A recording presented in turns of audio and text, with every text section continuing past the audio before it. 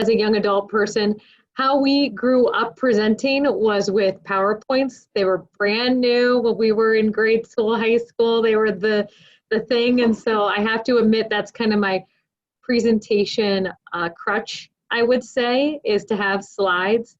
But I hope that they're going to be entertaining and that they'll be informative too for all you visual learners out there. So I'm going to pop them up here. And let me know, just kind of give a thumbs up if you see everything.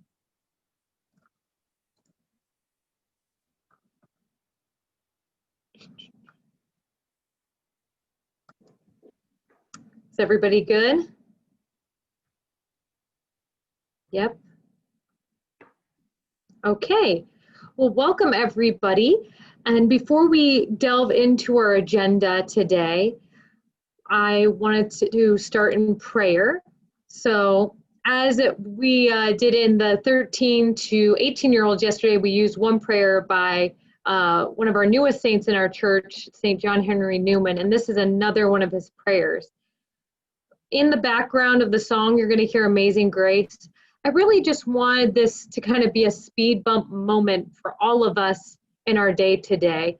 I know in this particular time and space that many of us are totally recalibrating our ministries and figuring out a lot of newness in our professional lives, and then also in a lot of our personal lives too, with family and friends, that there's been a lot of, again, recalibrating and newness there as well.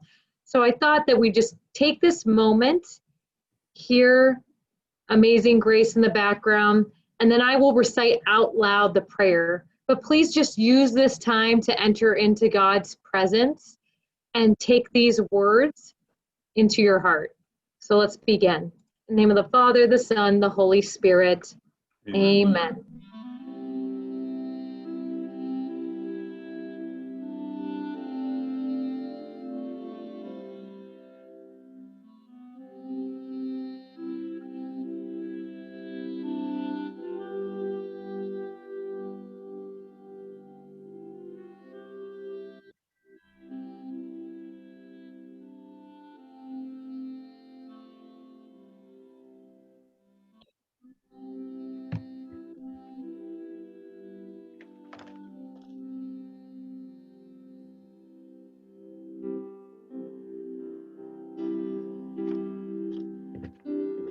Dear Jesus, help me to spread your fragrance wherever I go. Flood my soul with your spirit and life. Penetrate and possess my whole being so utterly that my life may only be a radiance of yours. Shine through me and be so in me that every soul I come in contact with may feel your presence in my soul. Let them look up and see no longer me, but only Jesus. Stay with me, and then I will begin to shine as you shine. So to shine as to be a light to others. The light, oh Jesus, will be all from you. None of it will be mine. It will be you, shining on others through me. Let me thus praise you in a way which you love best, by shining on those around me. Let me preach you without preaching, not by words, but by example, by catching the force, the sympathetic influence of what I do, the evident fullness of the love my heart bears for you. Amen.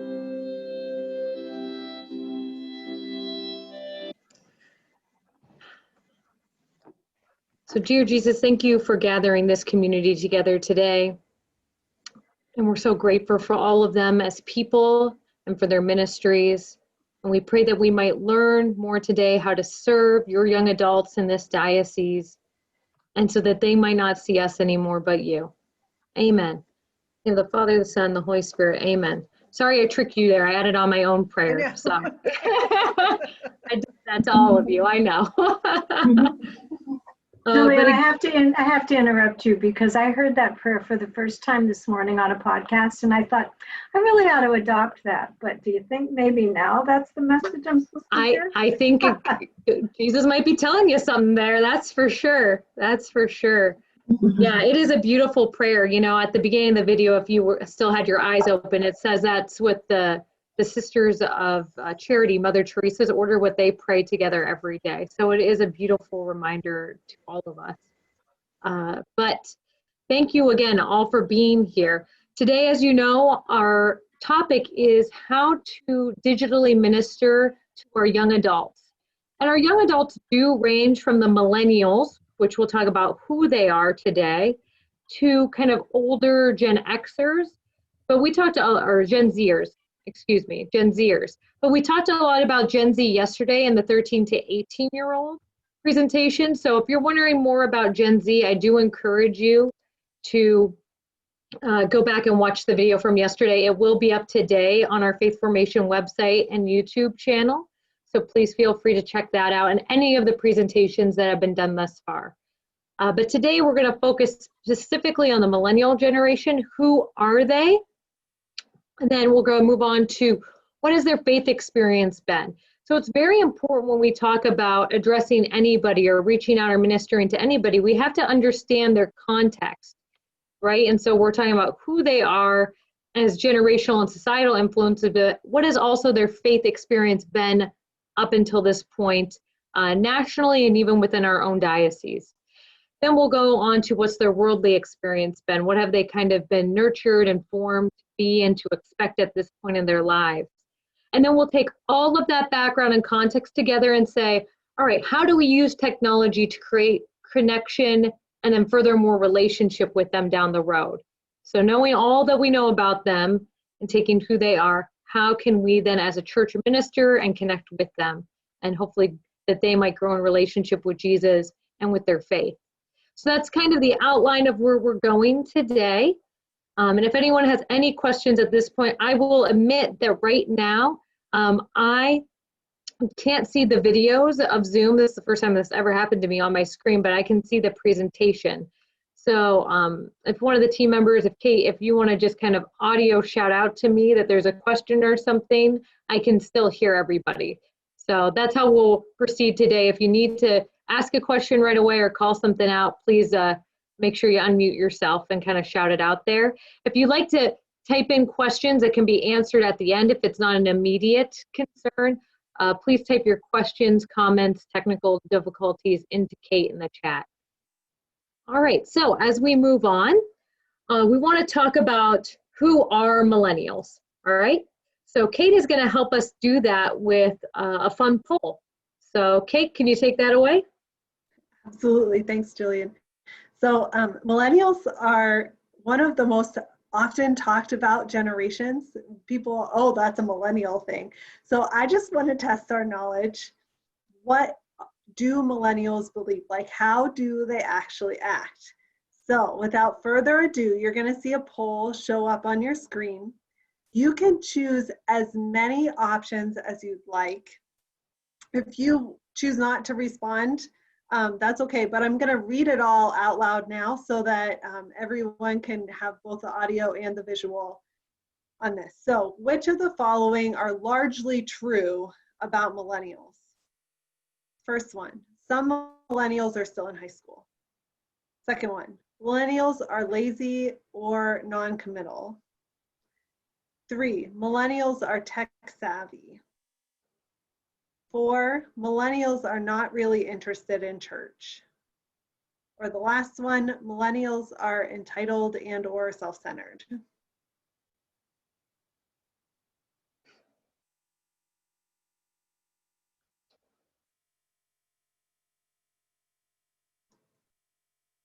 You guys are fast. There's a couple more outstanding. I'm going to give us just another minute in case anyone else is trying to get in under the wire.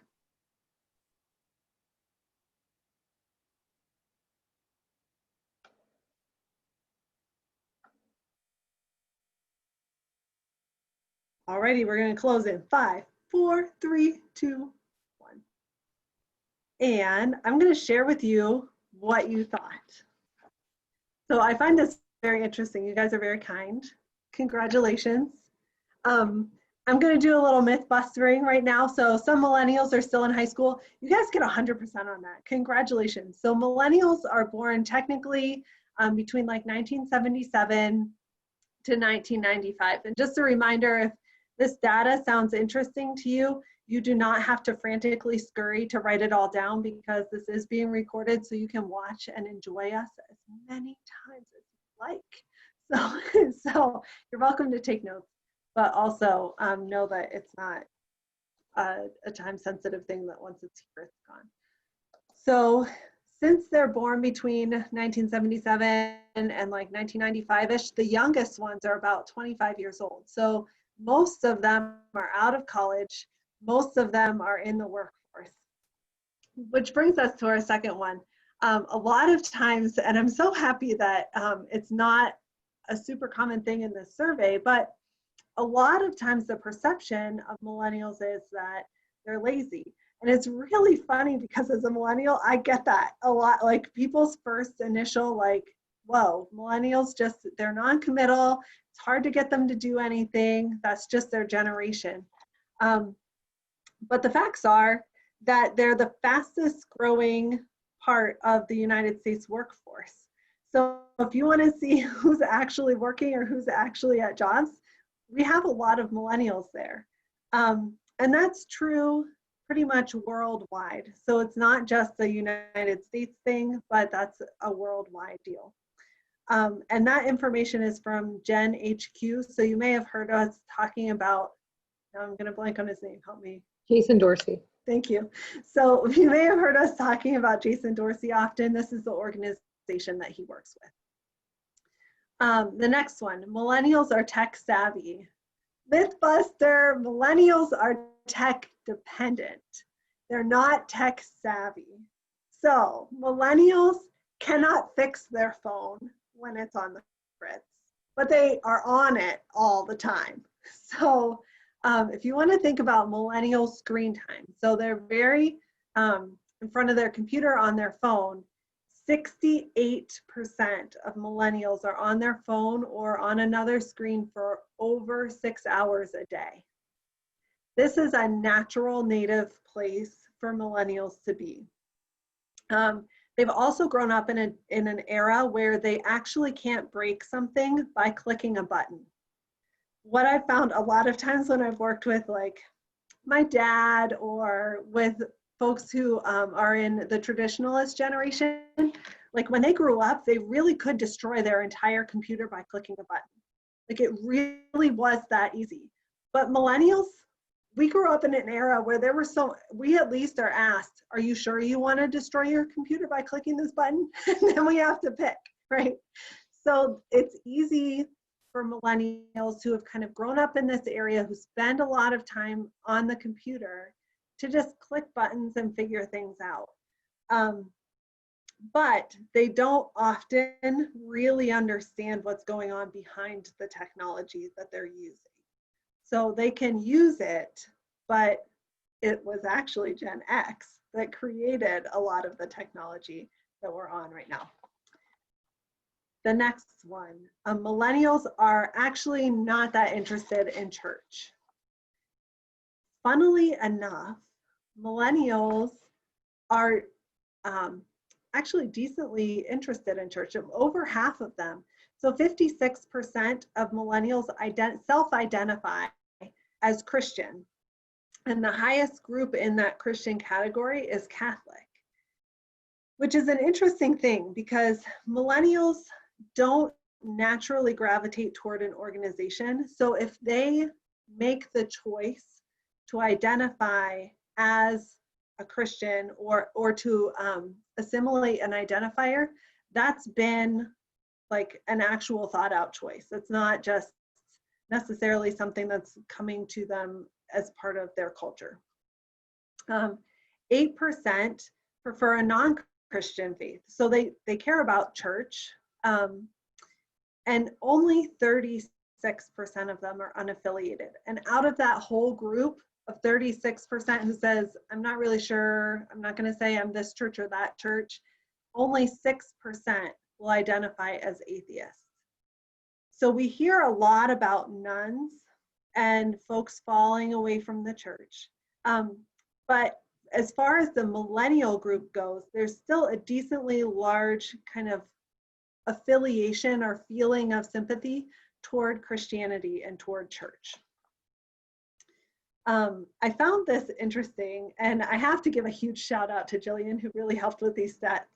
So she did a lot of the research behind this, but 39% of millennials say that they pray daily, and 18% say weekly, which is it's another choice in a very busy time. So it's indicative that there's a hunger. It's not just that folks are out there and they're not interested at all. The last one, millennials are entitled and or self-centered. I'm gonna half myth bust this one. So Jesse's like giving me the no way. Okay, but here's the deal. Deacon Steve's saying yes. So we're having a grand old time here. Jason Dorsey worked with his organization to do research across the world. And what they really came up with was this phenomenal thing that has not happened in another generation. This generation actually has a split in behaviors. So in the millennial generation, he calls them megalennials.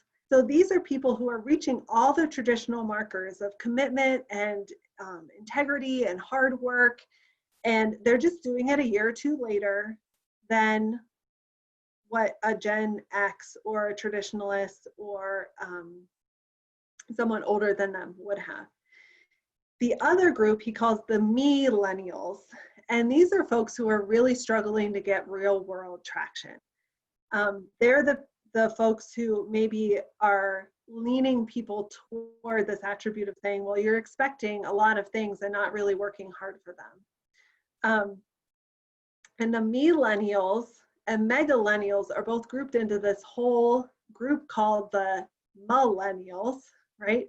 And so when we look at the millennials, Jason will often say, who's most angry with the group of millennials that's really struggling to get this real world traction? He goes, it's the other millennials.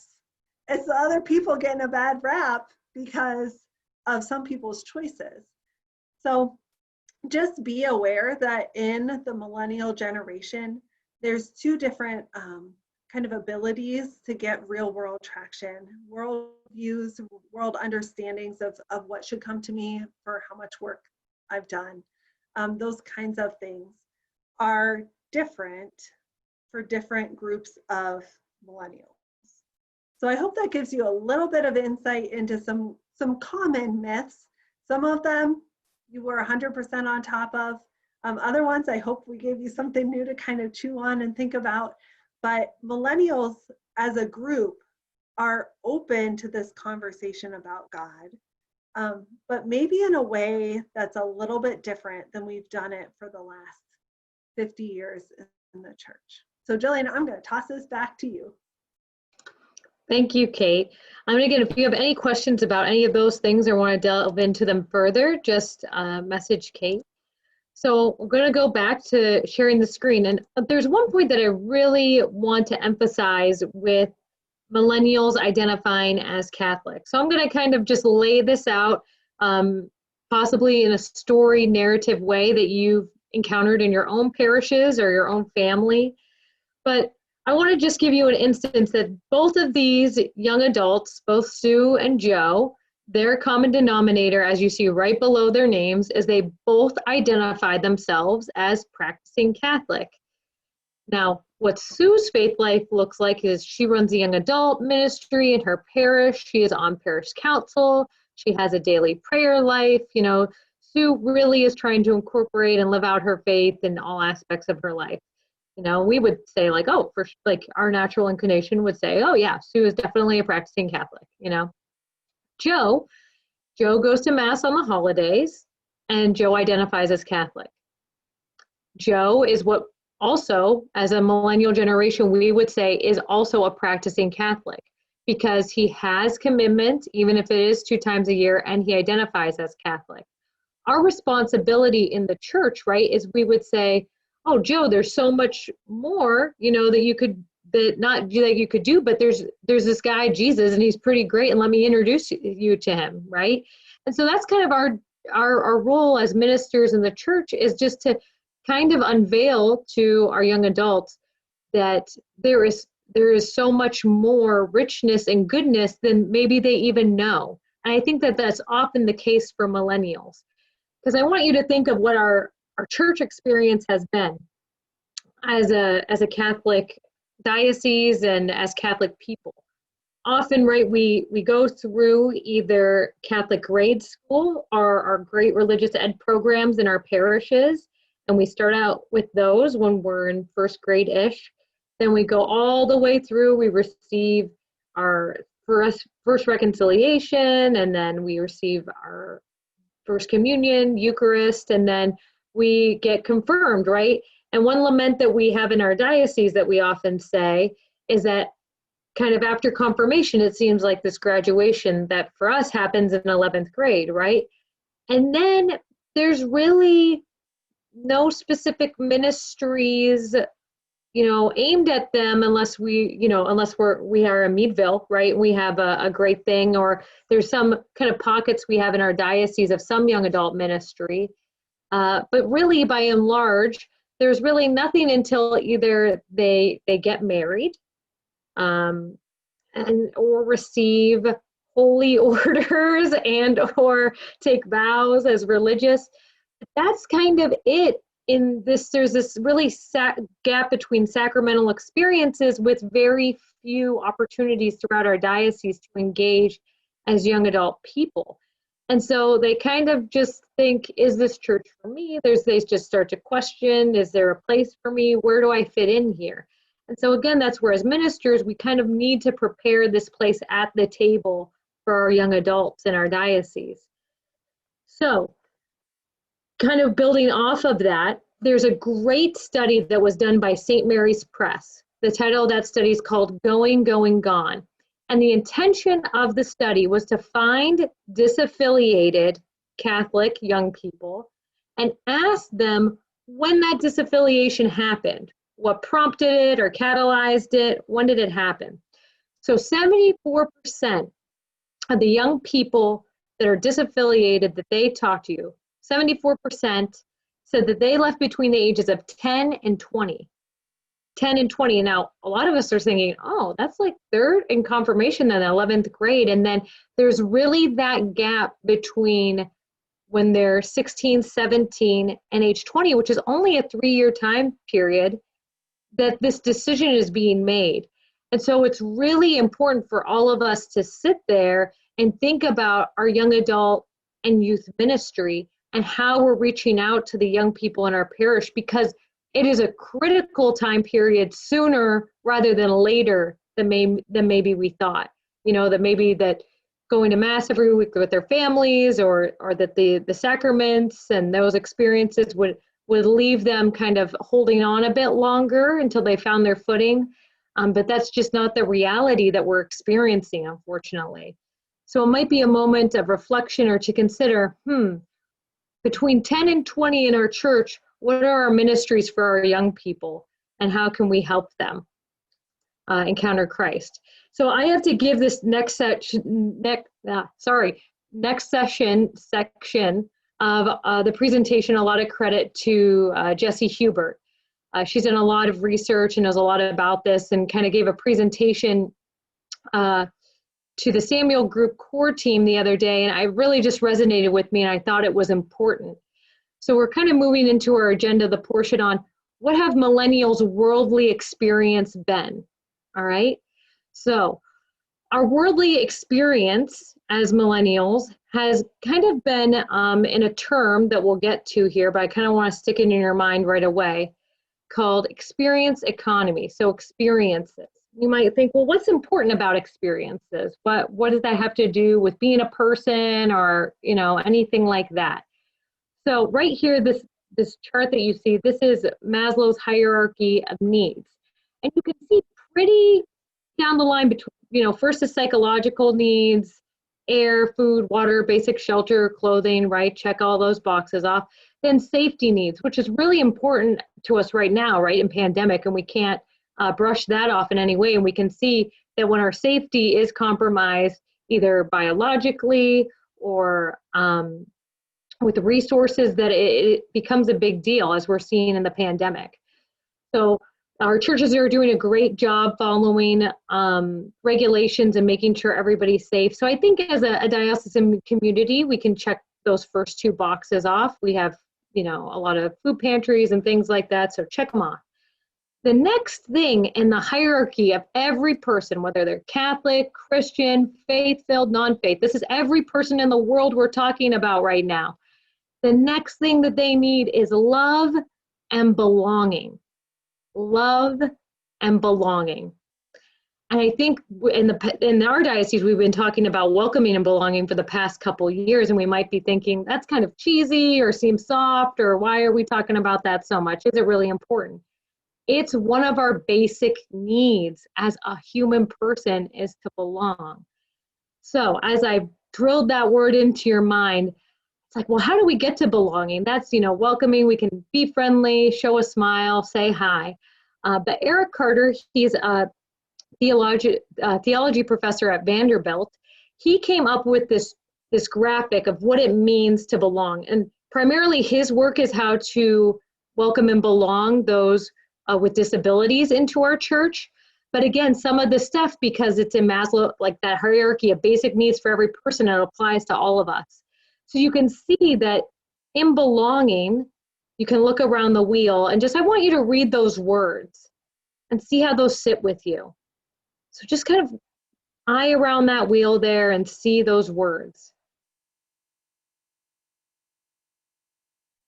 Some of those words are things that all of us are definitely invested in our parish, right? Welcomed, invited, that when we're talking with someone and we're with them, that we're present, that they're known, right? When you walk into church and there's, oh, hi, so-and-so, nice that you're here, that they're accepted, supported, all right, loved, needed, befriended. So how do millennials get to feel this way? Because I think for belonging, for not only every person is it different, but there's certain characteristics of generations that have these overall trends.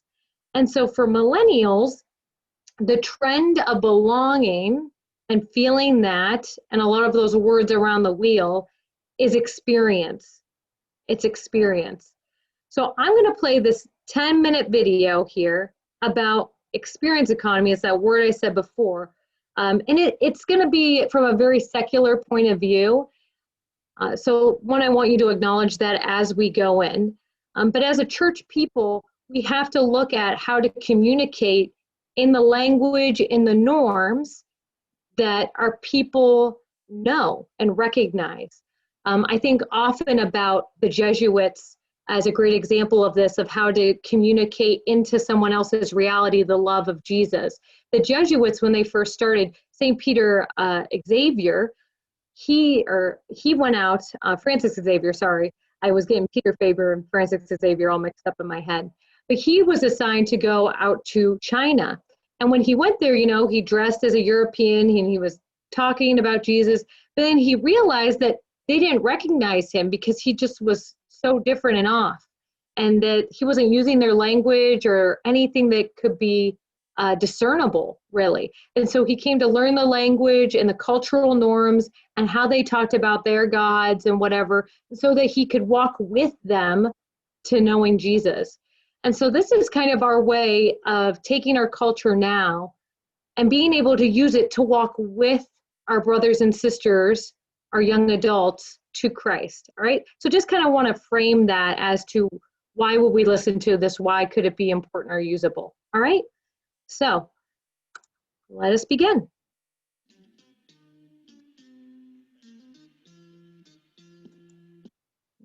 Oops, I apologize. Just want to make sure this is turned up all the way.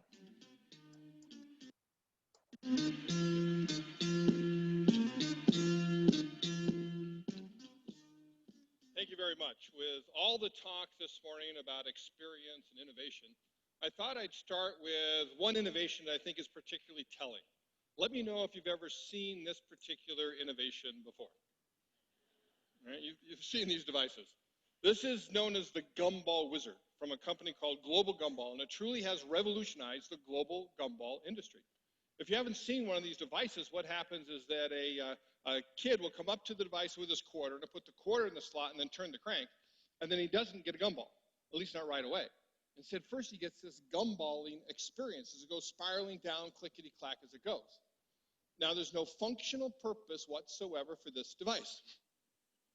You don't get a better manufactured good. You know, the gumball is the same as it's always been. You don't get better service. In fact, the service is actually worse. Why? Well, it takes longer to get that gumball that you requested, and yet it has more value. It has more value because of that gumball spiraling experience. I've seen kids go up to their parents, ask them for a quarter, excitedly come up to the Gumball Wizard, put that quarter in the slot, turn the crank, have that gumball spiraling experience, and then pick up that gumball, throw it away, and go ask their parents for another quarter. It's really just a slot machine for kids is what it is. But why do we see innovations like this? Why is this happening? Well, it's because of a very fundamental change in the very fabric of the economy. We've gone from an agrarian economy based off of commodities, through an industrial economy based off of goods, through a service economy. And what happened in the service economy is that goods became commoditized.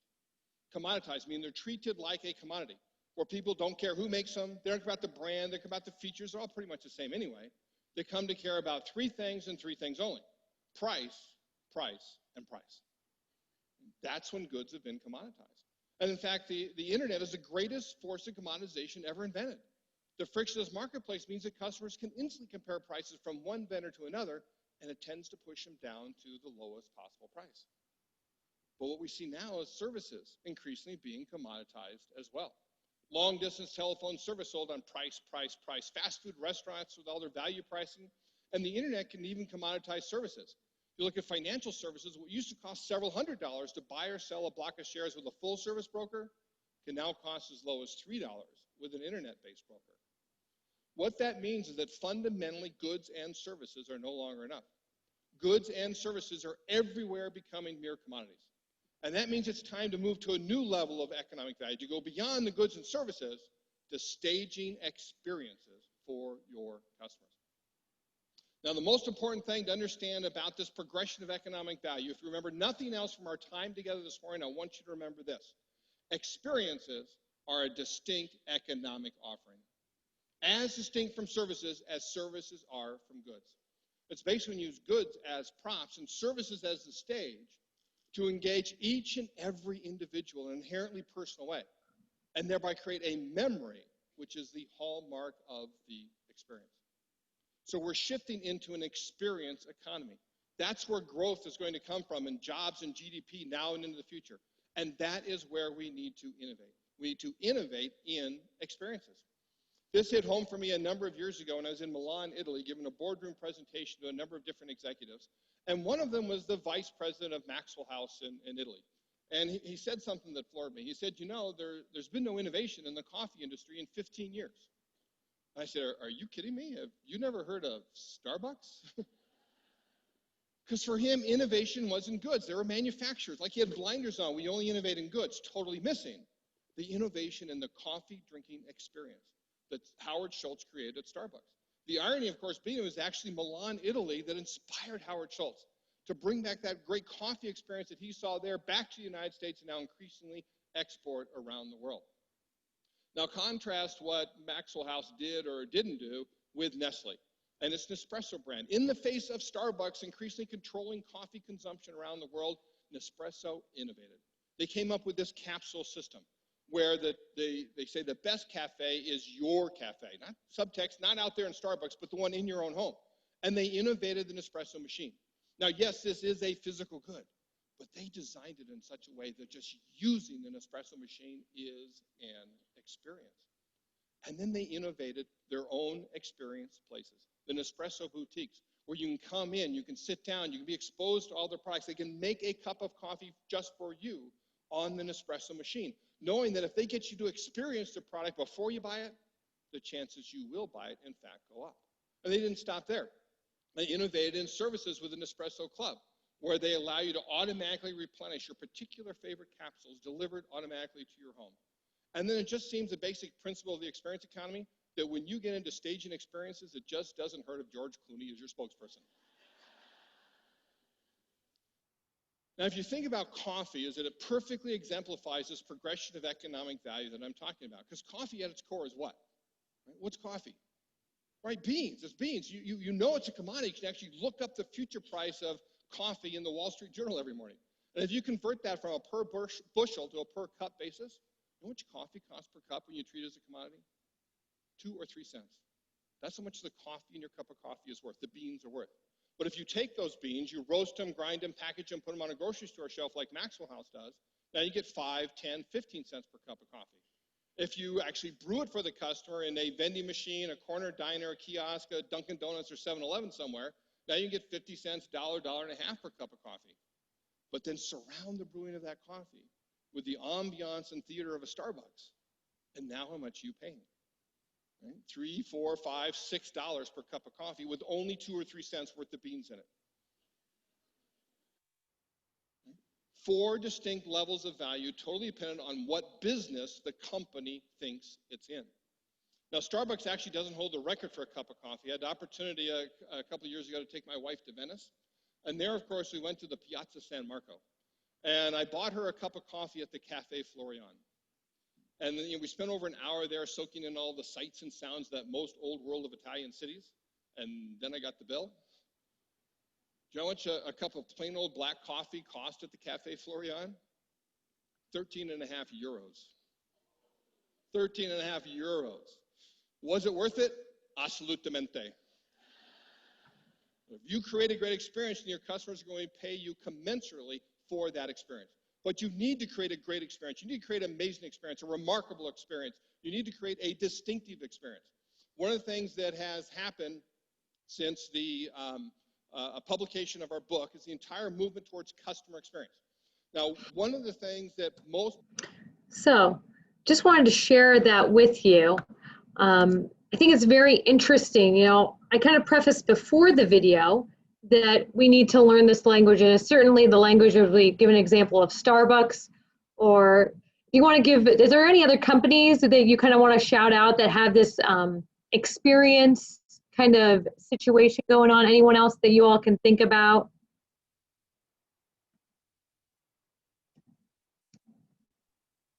I think Southwest Airlines. That is a very good one, Deacon Steve. Yep. Southwest is really good at making you feel like you have agency and choice right in your seats, and that they approach you upon there, and that they're, you always know that their informational stuff is going to be a little bit different. So it's going to be definitely a curated experience depending on what plane you get on, and you can always look forward to a different one and things like that. So that's a good example. There's a little corner shop called La Creperie or La Crepe, whatever, in Erie, and it's just like a one-man crepe shop, but it is very individualized. You go in, they know your name. You get to pick what goes on your crepe right away, and whatever's on the house you can kind of mix around with. So. Yeah, again, great example, Kate. And maybe translating that into a chain organization that we'll all recognize their name. What about Chipotle?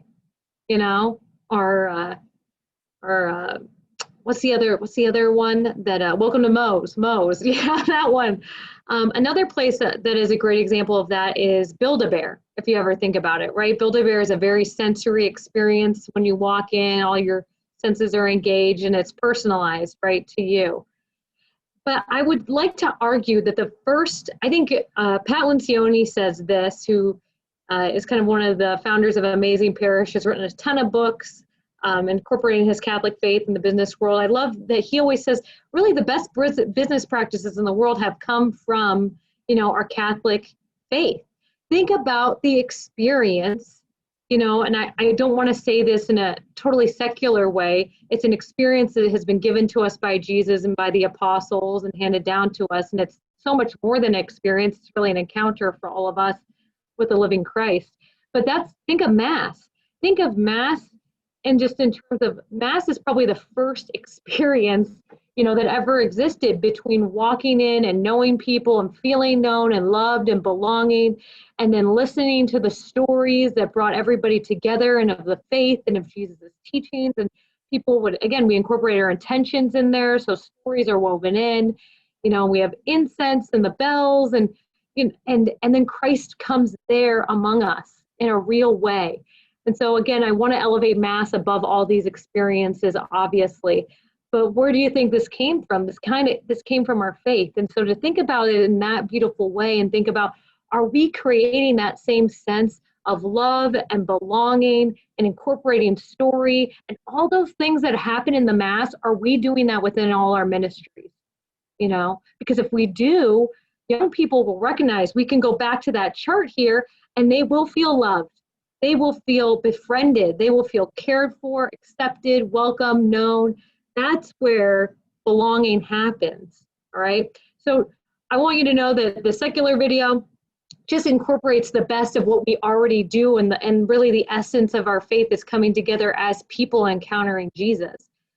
So to kind of break it down, right? Experience equals personalized, common, sensory. And all of that creates a feeling or memory. It creates a feeling or memory. We've talked about social media already in 201 and then yesterday with our youth. And that's what they share on their social media accounts is their feelings and their memories, their feelings and their memories. So it's like, well, they don't post enough about their faith or whatever. It's like, well, recreating feelings and memories. Like a lot of people do comment with their sacraments, which is, again, great feelings and memories, and they should. But it's like, our ministry is there, are we doing that? So we already talked about how do we see young adults consuming these experiences, Starbucks, those places that we're giving examples of. It's great. But kind of just let that absorb in. And I don't want you all to leave here thinking, oh man, they're just giving a lot of philosophical stuff. How am I going to do this? This seems pretty heavy. So I want to give you a few practical ideas you could incorporate into your ministries tomorrow, all right, that would elevate it to kind of getting a few of those words on that wheel chart there, all right, for it to be feeling like a memory. And I apologize, before we do that, Jesse and I in the future are going to kind of flesh this out more into a further presentation and to be able to walk with you more through this experience model and how that happens. So we have no set time or date for that, so TBD that, and if you're interested, please reach out to one of us. But we kind of want to unpack that more in our Catholic world and ministry even further than what I'm doing right now. So just look out for that. So how can we practically do this now? So number one idea, would you like it in a box? Quote from Dr. Seuss for sure. But send a who here has had subscription boxes? Can I get an audible, just yes, I know what a subscription box is, or no? When I use that phrase, I just don't want to leave anyone hanging. Jillian, I'm seeing some yeses and I'm seeing some no's, and I'm seeing some people who are like not responding. Okay, that is fair. Thanks for the spectrum, Kate. Yep, no problem. Yep, so subscription boxes they're kind of maybe 5 to 10 years oldish. And it's a lot of companies have these, and what they'll do is they'll say, one that my husband and I used to be signed up for was a date night subscription box. So once a month we would get a box sent to our house, and we would all open said box, and there'd be a recipe for dinner in there to make that night, maybe some ingredients with that. There'd be a fun get to know activity with each other. So maybe it was conversation starters at dinner. Maybe there was a DVD in there that took you through watching a movie or something. And so it had just all these little things in there that created an experience for us. And it was sent to our house, and we signed up for it. It was personalized. It was, beautiful when you open it and whatnot. So that's why I'm using this phrase of a box. It's something that comes with things that, again, engage all your senses and helps create that feeling and memory and feeling known and belonging. So when you're doing a ministry, you can think about, could I send a box like this to create a standalone experience, like that date night box I just gave an example of. I didn't really need anything else outside that box. Or if you're doing virtual ministry, digital ministry, say that you wanted to do a theology on tap experience or a Bible study virtually or something like that, specifically with young adults. Could you set a box with them that had, say that if you were doing theology on tap or whatever, that again had dinner suggestions, or that everybody was going to pray this prayer together, so that prayer card was in there, things like that. And if you're going to do a Bible study on a particular gospel or book or something, send the book in a box, write a little personalized note in there saying, we're so happy you're here, and things like that. So again, it just creates a more cared for and known experience than if we just say, hey, you come here and you log on and you listen and absorb, right? There's a little bit of a different feel in there when we incorporate that onto there. And again, it's not wrong. I want to express it's not wrong when that's what we're doing right now, because a lot of that is just our capacity. That's what we can do when you're saying, hey, log into Facebook Live and whatever. So that's good ministry right there. But we're just saying, if we want to, kind of that good, better, best model when we talk about, it's just one way to kind of step up that game of ministry there. Another point. Jillian, Yes. I really love that you pointed out the personal part, because the more you can personalize the box or the letter or the small envelope that you're sending people, the bigger a difference and an impact it makes. Because one of those things on the belonging wheel was being known, and the other one was being needed. So when millennials feel like nobody notices when they're not there, they're like, oh, well, I guess I'm not really valued here. And I think about that in the terms of a family setting. So if my brother couldn't come to Thanksgiving and nobody's reached out to him and texted happy Thanksgiving, we're sorry you weren't here, that would be weird. Yes. So no, same and Kate, for our church families. Yeah, Kate is absolutely on point. I don't know if you know this or not, Kate, but in that book that I referenced later, where we had that 74%, that Going, Gone by St. Mary's Press, it's a great tool and book. I highly recommend reading it. It's very short. The first thing that struck me, and it's still when I think about young adults in the church, it just kind of rips my heart out, was they were talking to this young woman and they said, well, what was your life like growing up Catholic? And she goes, well, when I wasn't, when I was there, no, I didn't know anybody's name or anything like that. And then when I wasn't there, it didn't seem to make a difference. And now that I've entirely left the Catholic faith, I don't feel missed. I don't feel like that anybody misses me. And I spent my whole life growing up in this faith, in this parish, in this church. This is just this woman's particular story. I want to emphasize that. But that was it. She goes, I don't feel missed.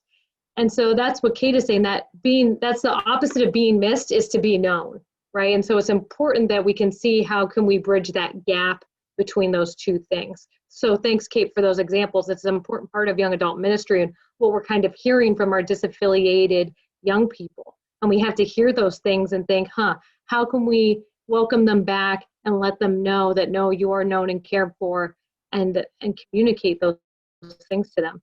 Next point, cura personalis. It's a phrase, a Latin phrase that means care for the whole person. We care for the entire person. So one thing that you could do to kind of create experience is set parish-wide challenges. What I mean by that, there's an organization called The Living Person, and they're a young adult group based in Cleveland, Ohio.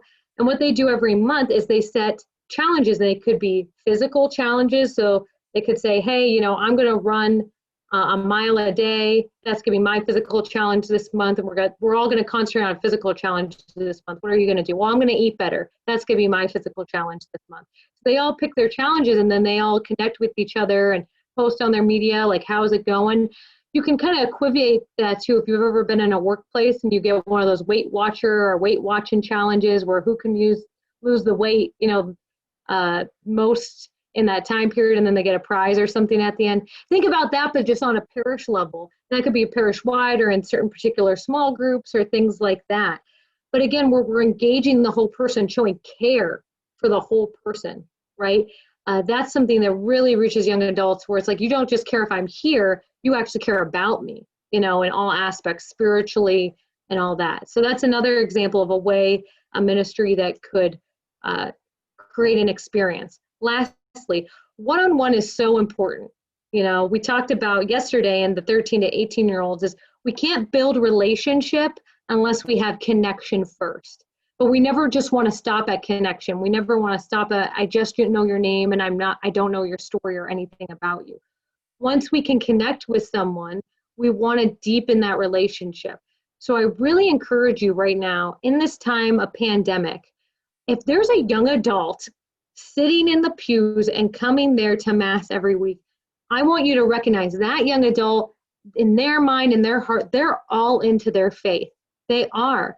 And so if nobody knows them, I encourage you, if it's you or getting a committee or a group of people that are passionate about young adults and young people in our church, make sure someone knows their name and gets their contact information and set up a Zoom call or a phone call or an in-person distant conversation and get to know them, get to know their story, and make them know that they're truly loved and cared for and they're important at your parish, right? And talk about what their parish experience has been and kind of follow up with them about, you know, we've heard these trends or these things from our conversations with our young adults. And these were the things that were said, and therefore we're going to move on these couple things because we want you to know how important you are to this parish, how loved you are, right? You could apply that to young adults. You could apply that really to any age group at your parents. It's a parish. It's really a best practice, but it would go a long way when we're talking about young adults and what we can do. So identify those connections, see who's there, who's coming, and then deepen those, right, into one-on-one conversations where you can ask real questions and people can be vulnerable with you in the ways they're comfortable with. And then you can really suit and respond to their needs so that they feel not just loved by their parish and by us, but loved by Christ ultimately, which is what we're all here for. All right. So I'm going to stop sharing. That's what we have for today. Are there any questions or any ideas or anything that maybe didn't make sense? I'm sorry if you couldn't hear the video well. It is a quieter video, so I do apologize for that.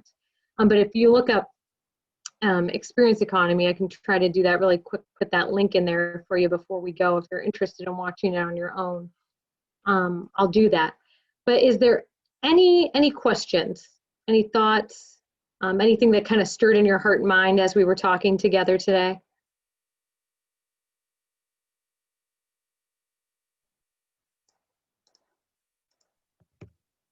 I was just kind of taking note of a couple of things to do, especially during the pandemic now, is, you know, getting a list of our seniors in high school and reaching out to them, and then also to freshmen in college, just those different pockets of age groups, and knowing that we can't see each other at church as a community, but to let them know that we're thinking of them. So just find something specific for those different pockets to reach out to them. Yes, that's a great idea. That's a great idea. I almost want to drive down to Beloved Disciple and sign up to be a parishioner there too in Meadville and all these great places, all you people on today. It's so inspiring and awesome. I would just be curious to know how people might be engaging their young adults, like other than Zoom meetings, because I found I've not had a lot of success with that. I think people are getting zoomed out, and there's just also a whole different dynamic between a Zoom meeting and meeting someone in person. So I'm just wondering if anyone else has anything going on. Well, we're sort of in the same boat you are. We really have no handle on it at all for that age group. And it was difficult before, and it's really difficult now. And so trying to, like you're saying, make that connection, keeping that connection. We've got a couple young adults in mind to see if they might be able to embrace this idea and maybe take some connection with it. But it definitely is, it's a challenge and it's a lack for us. Yeah, I think that, oh, sorry, I don't know if that was me or something else. But yeah, I think that these are, Amy, Sue, I mean, they're great points, is that struggle to kind of make connection. I think what Kate really did greatly in those statistics was, right, they are interested It's just maybe, again, we're not speaking those same languages. And it's hard. And honestly, for younger people, I know that Deacon Steve could probably share light on this as a campus minister. And I in high school and college campus ministry, that, when our older generations were there, friends were made easy, and you were kind of going to college, trying to find that significant other, your way in life, and that's still happening. But a question and a more and more common experience that's even emerging in our colleges is, well, how do I make friends? And more and more colleges across our country are kind of doing speed dating for friendship, not for romantic relationships, So I think that when we're talking about our young people, it's like, just why aren't they here? My parents, when they would go to church, there would be a couple couples that they knew that when they walked into church, they were there, so they had people they knew. As a young adult, when you walk into a church, you're often alone, and you might see one young adult, another young adult across the church. And right now during COVID, it's practically impossible to kind of make those intros to each other. And so really our roles as ministers is connect with them individuals, show that we care about them first, and then use that influence to kind of bridge that community together. So it's not that they don't care, aren't interested, but sometimes some spaces are more awkward than others, to make those leaps and bounds of connection, if that makes sense. And Jillian, I like that you pointed out, as ministers, our role is first to connect with the person, but then to connect the people together. So like young adults right now, if they want community with other young adults, they can just make their own Zoom nights. Like we have Zoom game nights that my husband and I do together, and it's been really fun to enjoy people from across the nation that we weren't really talking to before COVID, but now like all these friends that came to our wedding that lived halfway across America, like we're getting together on Friday nights. So they have the capacity to do that, and that's not strange or out of sync for them. But what they don't have, and the place that the church can really step in, is who are the people in my backyard that I can connect to? Like, I don't mind making friends where I am, but I just don't know who they are. And that's the place where you as a minister who kind of has a vision of the whole parish, or maybe you and a team, right? Because one person can't do it all, but maybe you and a team can kind of reach out and start making those connections with COVID, and not expecting like deep relational stuff right now during COVID, because building relationship over Zoom is difficult.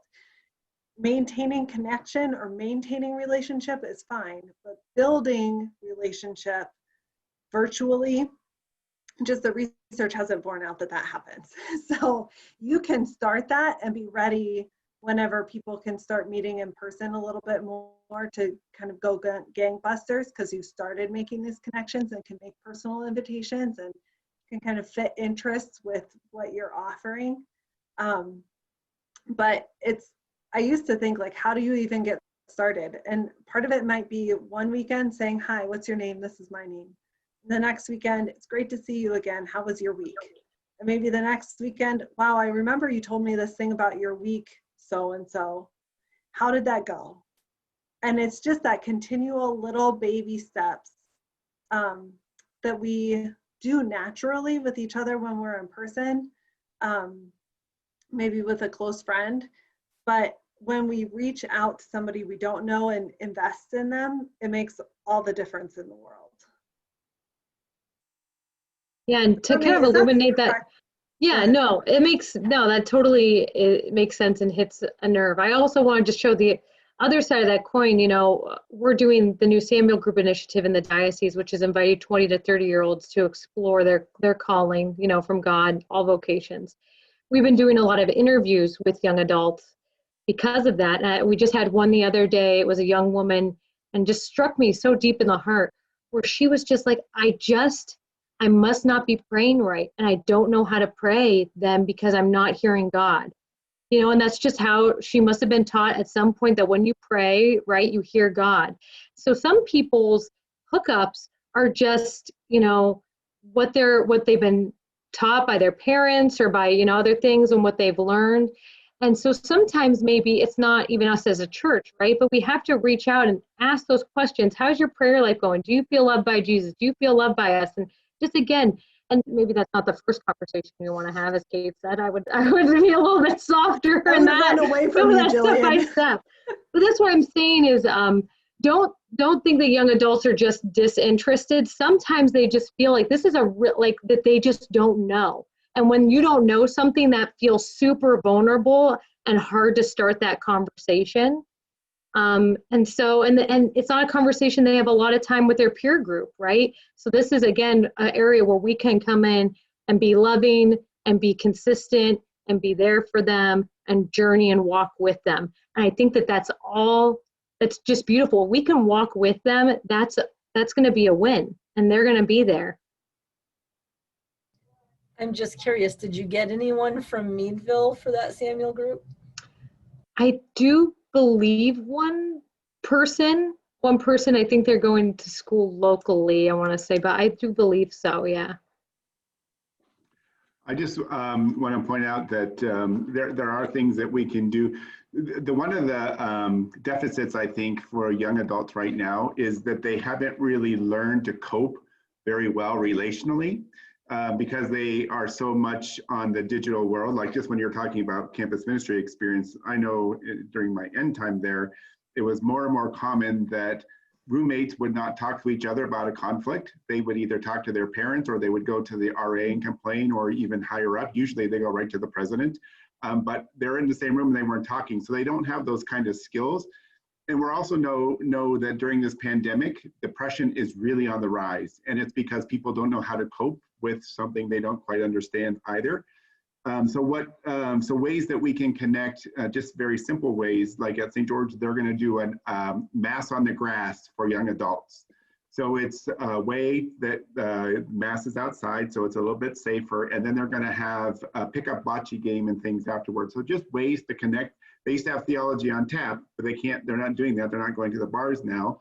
So that this is one way that they could connect. So anything that you can do outdoors right now, we know that is probably the safest thing to do in this pandemic, is activities outside. But that's one way that you can gather. And we've had for our welcome retreat a parking lot meeting where we just spaced out our chairs and we were just in the big parking lot, and we were just all there. So there's ways that you might be able to still connect, but that human connection is really important, because we also know that people like to show their life as beautiful on social media. So you see all the wonderful pictures of their smiling faces and things like that, when really they're not feeling all that smiley or that happy and things like that. So if there's anything that we can do in person, that's important. Always be safe, of course, but also to try to give some invitation to have a conversation of how are you really feeling? What's going on? Is there anything I can do? Because we know that people are struggling with